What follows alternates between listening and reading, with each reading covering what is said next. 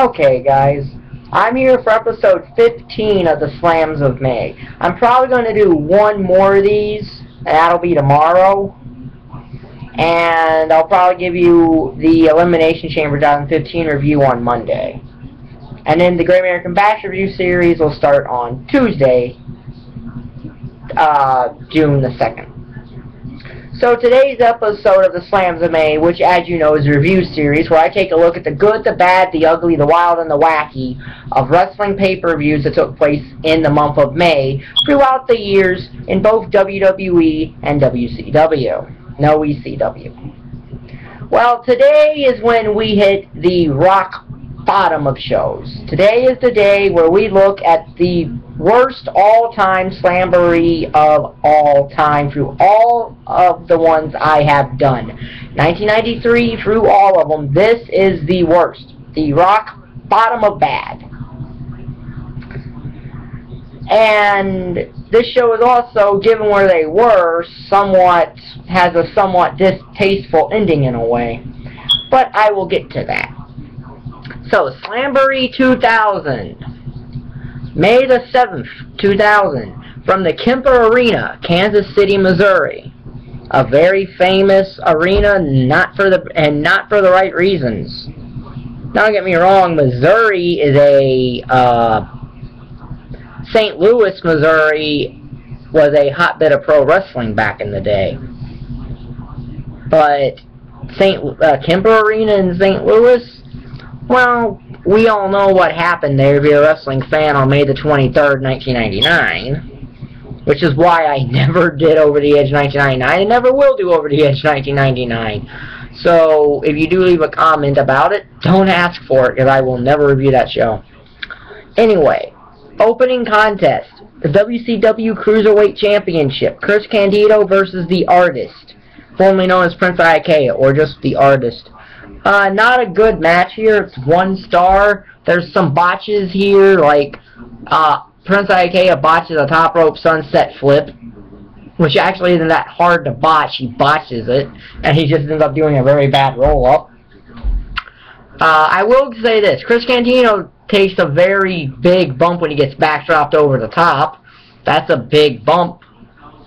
So that at least got a half a star for that. So it's a half a star for that, half a star for the match, 1 star. Candido wins. And they even botched the finish in this match, because there's not a 3 count, but the announcers call it a free count, so that's an announcer botch. And honestly, if you want my opinion on WCW commentary in 2000, I think at this point Tony Schiavone did not care. I think he really did not care and knew that this company was on its last legs and probably just really didn't care at all about anything. I mean, yeah, he gave his best and, you know, he tried and whatnot, but I really don't think he cared at all. Especially given some of the stuff they were doing later in the year on commentary. So 1 star for that match. So then we get a handicap match for the WCW Hardcore Championship. Terry Funk versus Screamin' Norman Smiley and a mystery partner, which turned out to be Ralphus. Remember Ralphus? Well, if you don't, Ralphus was Chris Jericho's security guard in 1998, who came out wearing cut-off t-shirts that showed way too much and no one wanted to see that. Let me just say, Ralphus has no business doing anything in pro wrestling because his weapon shots are horrible. And I mean horrible. I mean, he starts by throwing wooden boxes at Terry Funk, who Terry Funk no-sells, like, yeah, you should. Norman looks okay, but this match just is a traditional hardcore match, and it's not really funny either. It's half a star, with Terry Funk winning. So then we get Shawn Stasiak versus Curt Hennig. Now, this is the point where WCW had chosen to give Shawn Stasiak the Mr. Perfect gimmick, and I don't know why. Only one guy could ever do that gimmick right, and it was the guy who originally had it. So, Shawn Stasiak, this is just another failed attempt to get Shawn Stasiak over. Wrestling companies. WWE and WCW. No matter what you do, Shawn Stasiak will never be over because nobody cares about Shawn Stasiak. Therefore, he will never be over no matter what kind of gimmick you give him. And by the way, WWE gave him an even worse gimmick in 02 with the Planet Stasiak stuff. But I will say this. Stasiak wins clean with the Henning Plex. Or the Perfect Plex. And this was Curt Hennig's final appearance in final pay-per-view appearance in WCW, and his final wrestling appearance, as far as I know, until 2002 when he showed up in the WWE. So 1 star, bad match. So then we get the WCW United States Championship match. Scott Steiner versus Captain, at that time, Captain Rection. Of course, there was the former Hugh Morris who said he wanted to be called by his real name, which was Hugh G. Rection, which everyone knows that sexual pun there, and it's stupid. Now, I will say this is a okay match, actually. It's actually 1.5 stars. It's a 1.5 star match, not bad. Steiner wins. I like, you know, how they were signed to the Misfits in Action. We're all fired, yet one of them is actually having a wrestling match. You know, that's kind of odd. Because Captain Rection here was the leader of the Misfits in Action. So he's got a U.S. title match, yet all of them are fired. Don't you just like that kind of logic in wrestling? So then we get the best match on this card, as it's Mike Awesome versus Canyon, which goes to a double disqualification. 2 stars here. Good match. Awesome does botch a power bomb, which is his finishing maneuver. That's the thing about Mike Awesome. Mike Awesome was inconsistent with the power bomb botching. If he was doing a running one, fairly good at it. When he tried, as evidence here, apparently, when he tried to do a normal standing one, he always found a way to botch it, and it's kind of odd, you know, it's kind of good that Canyon didn't break his neck off this botch. Like I said, it goes to a double DQ, and the New Blood and the Millionaires Club interfere, getting a double DQ. So then we get the Total Package versus Buff Bagwell. Why, oh why, do we keep having to see this? I saw this at Starrcade 97, and it wasn't that good. Although I will say, in that match, the right outcome happened with Buff Bagwell winning. But then again, but here, I still think Bagwell should have won. Honestly, I really do. I mean, the whole point of the New Blood angle was to get newer blood over in certain things. And here you have one of the Millionaires Club. In fact, it happens 3 times in this. Beat a member of the New Blood. The only New Blood vs. Millionaire Club's match that goes to the Millionaires Club is technically, that goes to the New Blood, is technically the Triple Cage match, which is an entirely different thing, and another match. Because I don't even consider, well, and Shawn Stasiak and Curt Hennig, obviously, went to the New Blood, but this match is just bad. Finish comes when Buck goes for the blockbuster. Liz hits him with the ball bat, then he gets torture racked. And then Chuck Palumbo comes in, which I guess was supposed to lead to Chuck Palumbo versus Lex Luger, but Luger was on hiatus from WCW during the Great American Bash. So basically they put Stasiak and Palumbo together, which formed the only good thing Shawn Stasiak had, in a way, in the Perfect Event team, which was kind of a comedy of errors tag team in a way. They were successful in spite of themselves, or in spite of other things. 1/2 star there. So then we get the franchise Shane Douglas versus Ric Flair, in a match that Douglas always seemed to talk about. Always loved talking about how Ric Flair held him back and finally got a chance to wail on him. And this stipulation that Vince Russo interfered, Ric Flair would get 5 minutes of Russo. This is a 1-star match. Franchise wins when some guy in a Sting mask, and distracts Flair, and Douglas gets a roll-up. So then Russo comes out, because Luger throws the guy in the Sting mask in because Flair thinks it's Russo, but Russo actually then comes out, and the guy with the Sting mask cracks Flair with a miniature Statue of Liberty, and reveals that it's David Flair was the guy in the Sting mask. Now this set up the Ric Flair-David Flair match at the Great American Bash, the worst Great American Bash show WCW produced. But I'll get to that in just a couple weeks when I actually start reviewing those shows. 1 star here. So then we get Sting versus Vampiro in another 1-star match. Sting won after he did 3 Scorpion Death Drops. So this really made Vampiro look like a chump, really. And keep in mind how Vampiro actually got his win over Sting. It was in the Human Torch match. One of the worst wrestling matches ever. He couldn't beat Sting normally, so he had to get a really win in a gimmick match to even get him. And even then, it's more of just complete. That match just is completely stupid. 1 star. So then we get Hulk Hogan versus Billy Kidman. Special referee Eric Bischoff, and if Hogan loses, he retires. Half a star here. Working with Hogan did Kidman no favors. Let's be honest, it didn't. This did Kidman no favors, and this match doesn't help. Okay, yeah, Kidman gets offense in, but Hogan really just batters Kidman most of the match. He eventually decks Bischoff for not counting. I don't know why Hogan thought Bischoff would in the storyline.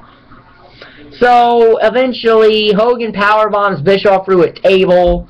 He then leg drops Kidman. Horace Hogan comes in, and with Bischoff's hand, counts 3. Kidman and Hogan had another match at the Great American Bash with the same result. So this feud did Kidman no favors. And the thing is, it could have, but the victory that Kidman technically got in this feud is a fluke. Was always deemed as a fluke. And the only way something like this works is for the young guy to beat the old guy clean. 100% clean, with no interference or anything like that.